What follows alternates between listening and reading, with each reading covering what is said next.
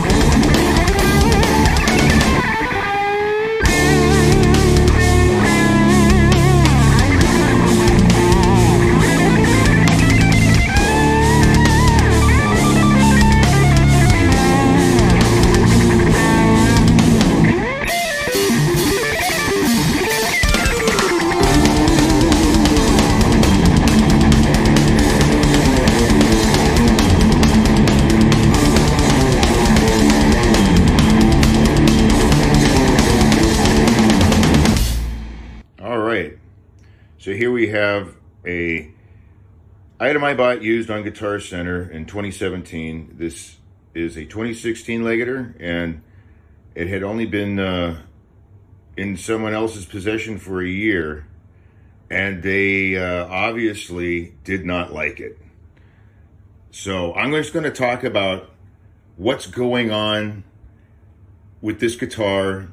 I've seen other reputable YouTube channels with quite a following talk about Legators, and I've seen everything from like they're total crap, don't get one, for the for videos where they were doing a a more higher end neck through body like this one. This is neck through, and then like the 200 Ninjas where I've heard reputable guys with big YouTube channels raving about those.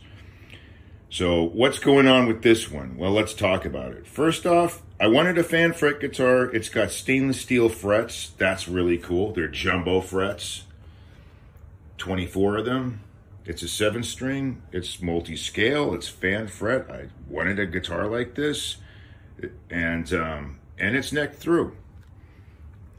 And as you can see, that's not the original control plate. That was a problem for the original owner. The control plate, wasn't cut right. It was wedged in there very tight. They had to pry it out with a knife or something, and you have chips around. So I just made this kind of crappy makeshift plate that goes right over the whole thing. Not very well, but it's there, and I can just unscrew it quickly when I need to and not have to damage the guitar anymore. There's a big chip out of it. I had to go around with some touch-up paint and a little urethane and, at least seal the chip area up so it doesn't get worse. Here's our neck through. It's mahogany. So that's one really cool thing about this guitar, is it's all mahogany. The body, the neck, and then you've got a nice piece of rosewood. Now,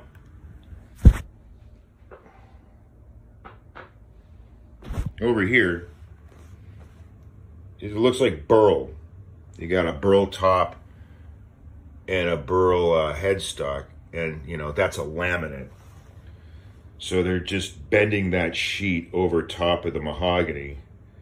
And another thing about this guitar too is it's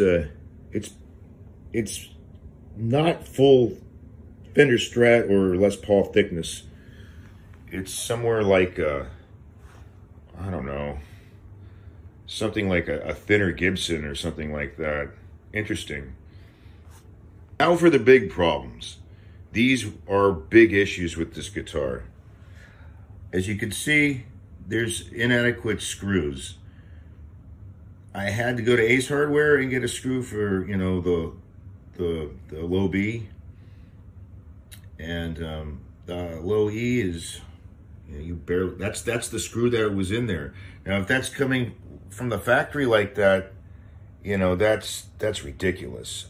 And I don't see how this guy would have like lost screws. Maybe he lost screws, I don't know, replaced them with similar ones, but it doesn't make any sense. They're black screws, very much like the other ones, but half the size.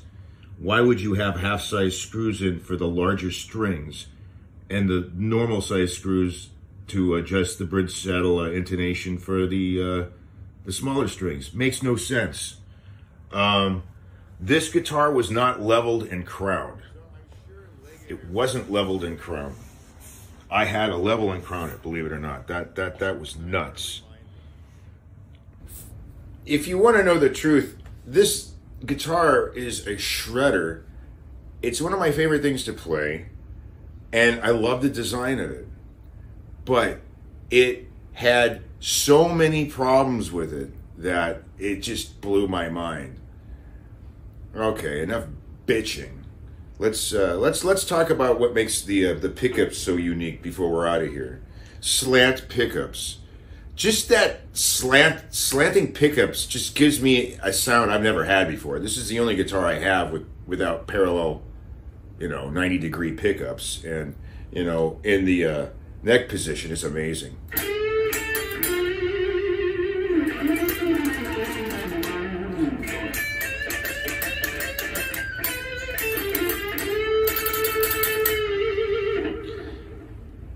Really has a cool Strat vibe about it.